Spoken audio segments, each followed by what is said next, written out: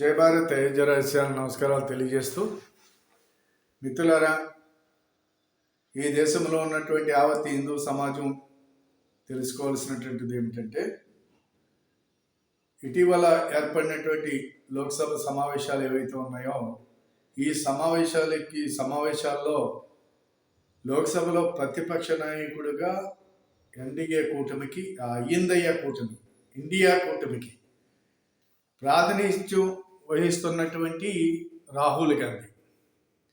ఈ రాహుల్ గాంధీ గంటల తరబడి తన ప్రసంగాన్ని ఇస్తూ మాట్లాడినటువంటి విషయాలు మరి అందరూ విన్నారో లేదో నాకు తెలియదు, కానీ అసలు ఇలాంటి వాడిని పార్లమెంట్ యొక్క గడప కూడా తొక్కనివ్వకూడదు.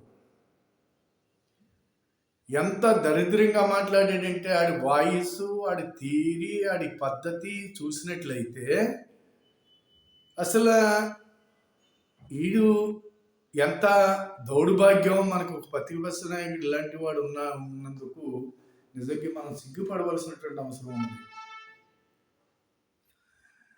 పార్లమెంట్లో ఏదైతే ప్రతిపక్ష నాయకుడిగా బాధ్యతారహితంగా ఏదైతే చెయ్యాలో అది చేయటం మానేసి, ఏదైతే సూచనలు సలహాలు ప్రతిపక్ష నాయకుడిగా తను చేయవలసినటువంటి మానేసి, ప్రజలకి అవసరమైనటువంటి సబ్జెక్ట్ను వదిలేసి తను మాట్లాడినటువంటి మాటలు ఎంతసేపు నరేంద్ర మోదీ గారి మీద, ఎన్డీఏ కూటమి మీద దుమ్మెత్తిపోయటం, నరేంద్ర మోదీ గారి మీద దుమ్మెత్తిపోయటం, నరేంద్ర మోదీ గారిని దూషించటం, అలాగే హిందూ దేవీ దేవతల్ని సభలోకి పట్టుకెళ్ళి వాటిల్ని చాలా అవమానపరిచినటువంటి వాడు ఈ యొక్క రాహుల్ గాంధీ.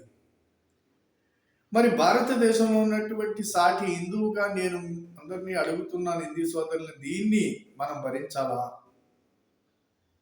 ఈ దేశంలో కాంగ్రెస్ పార్టీ ఏర్పడినప్పటి నుంచి కూడా ఈ హిందూ సమాజం మీద ఎప్పుడు అక్కసు కక్కుతూ హిందూ సమాజాన్ని నాశనం చేయాలి, సంస్కృతిని నాశనం చేయాలని కంకణం కట్టుకున్నటువంటి పార్టీ ఇది మట్టిలో కలిసిపోయే పరిస్థితి వచ్చినప్పటికీ ప్రజలు తెలుసుకునేటప్పటికీ చాలా సంవత్సరాలు పట్టింది. వీళ్ళ మోసాలని తెలుసుకునే నాటికి 50 సంవత్సరాలు, కొంత ఇంచుమించు ఒక 50 సంవత్సరాలు వీళ్ళు పరిపాలన చేశారు, 50-60 సంవత్సరాలు వీళ్ళే పరిపాలన చేశారు. అదంతా కూడా మనం గమనించాం. ఈనాడు చూసినట్లయితే కనుక ప్రపంచంలో భారతదేశం అంటే ఒక బానిస దేశంగానే చూసేటువంటి పరిస్థితి నుంచి, భారతదేశం అంటే ఎలాంటి గౌరవం లేనటువంటి స్థితి నుంచి ఈనాడు ఉన్నటువంటి ప్రధానమంత్రి ఈ దేశం ప్రపంచంలోనే భారతదేశం యొక్క గౌరవ ప్రతిష్టలు పెంచి భారతదేశంలోనే కాదు, భారతదేశ బయట కూడా ఉన్నటువంటి భారతీయులందరికీ రక్షణ కల్పించినటువంటి గొప్ప నేత ఈనాడు ఉన్నటువంటి ప్రధానమంత్రి నరేంద్ర మోదీ గారు. గొప్ప అనుభవమైన నేత, పవర్ఫుల్ నేత ప్రపంచంలో ఎక్కడ లేడు. ఇది ప్రపంచం అంగీకరిస్తుంది అనే సంగతి వీళ్ళు మర్చిపోతున్నారు. మరి ఇలాంటి పరిస్థితుల నుంచి ఈ పార్లమెంట్లో మాట్లాడవలసింది ఆయన మీద దుమ్మెత్తిపోయటం, ఈ దేశంలో హిందువులు హింసావాదులని, ఉగ్రవాదులని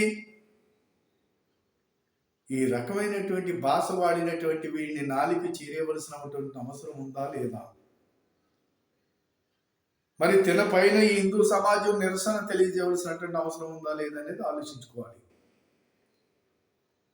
అలాగే ఎన్డీఏ కూటమి ఓడిపోయింది అని చెప్పేసి మాట్లాడటం, అబద్ధాలు చెప్పటం, ఏళ్ళ టైంలో కట్టినటువంటి ఢిల్లీలో ఏదైతే ఎయిర్పోర్ట్లో టన్నెల్ ఉందో అది కూలిపోతే నరేంద్ర మోదీ గారు కట్టారు, కూలిపోయింది, కట్టి మామూలుగా ఎన్నాళ్ళు అవ్వలేదు అని చెప్పేసి కట్టింది వీళ్ళు, ఈ పనికిమాలోళ్ళు కట్టారు. మరి ఇలాంటి పరిస్థితి నుంచి మనం ఈ రోజున అనేక రకాల విషయాలు, ఇలాంటి పరిస్థితుల నుంచి వీళ్ళ యొక్క వీళ్ళ పిల్ల చేష్టలు చూస్తూ ఉంటే ఒకసారి ఇలాంటి వాళ్ళు మనకు నాయకులుగా కావాలా? ఇలాంటి వాళ్ళని దేశం నుంచి యొక్క రాజకీయ వ్యవస్థ నుంచి తగిలికొట్టవలసినటువంటి అవసరం ప్రజలకు ఉందా లేదా అనేది ఆలోచించుకోవాలి. తన ఇష్టం వచ్చినట్టు ఏం మాట్లాడుతున్నాడో తెలియట్లేదు. తను ఒక నాయకుడిగా కనపడుతూ పార్లమెంట్లోని ఏదో టీ షర్ట్ వేసుకుని ఏదేదో దరిద్రంగా వాటం ఆడు పార్లమెంట్, ఇక్కడ సంస్కృతి తెలియదు, ఇక్కడ సంప్రదాయాలు తెలియదు, రాజకీయ వ్యవస్థ గురించి తెలియదు, రాజ్యాంగం గురించి తెలియదు. రాజ్యాంగం ముక్కు పట్టుకుని దేశం అంతా తిరిగి భారతీయ జనతా పార్టీ అధికారంలోకి వస్తే రాజ్యాంగాన్ని మార్చేస్తుంది, రిజర్వేషన్ రద్దు చేస్తుంది. అలాగే మాకు ఓటు వేసినట్లయితే ప్రతి మహిళకి ఎలక్షన్ అనంతరం ₹1,00,000 ఇస్తామని చెప్పేసి తప్పుడు ప్రచారాలు, దొంగ మాటలు చెప్పి, అబద్ధాలు చెప్పి ప్రజలను మోసం చేసి నువ్వు అంతా చెప్తే నువ్వు కొన్ని సీట్లు పెంచుకోగలిగావు. అధికారంలోకి రాలేదు కదా, నీకేం అధికారం అప్పచెప్పలేదు కదా ప్రజలు, నేను ప్రతిపక్షంలోనే కూర్చోమన్నారు. కానీ ప్రతిపక్ష నాయకుడిగా నువ్వు పని చేయమనేది ఇప్పుడు మళ్ళా గమనిస్తున్నారు ప్రజలు.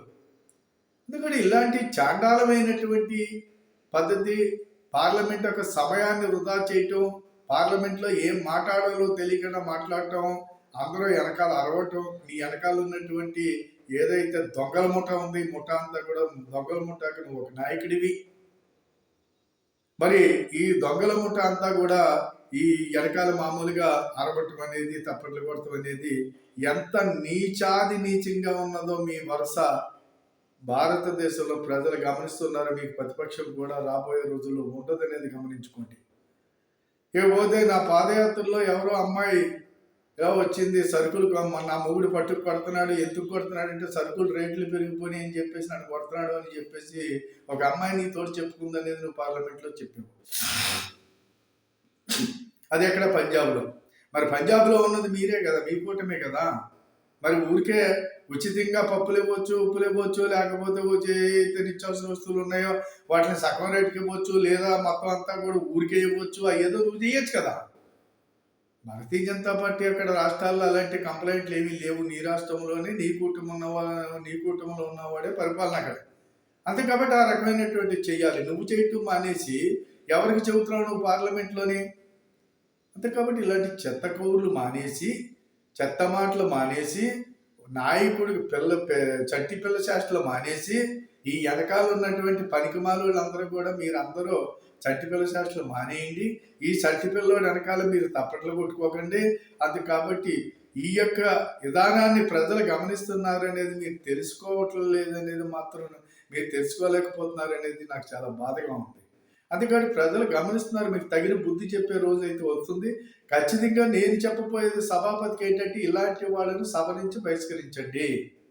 సలావుద్దీన్ ఓవైసీ లాంటి వాడిని, రాహుల్ గాంధీ లాంటి వాడిని, ఈ వెనకాల వాగే ఇంకా కొంతమందిని వీళ్ళని ఖచ్చితంగా సభ నుంచి తగు చర్యలు తీసుకుని వీళ్ళని సభ నుంచి బహిష్కరించవలసినటువంటి అవసరం ఉందని చెప్పేసి సభాపతి గారిని కోరుతున్నాను.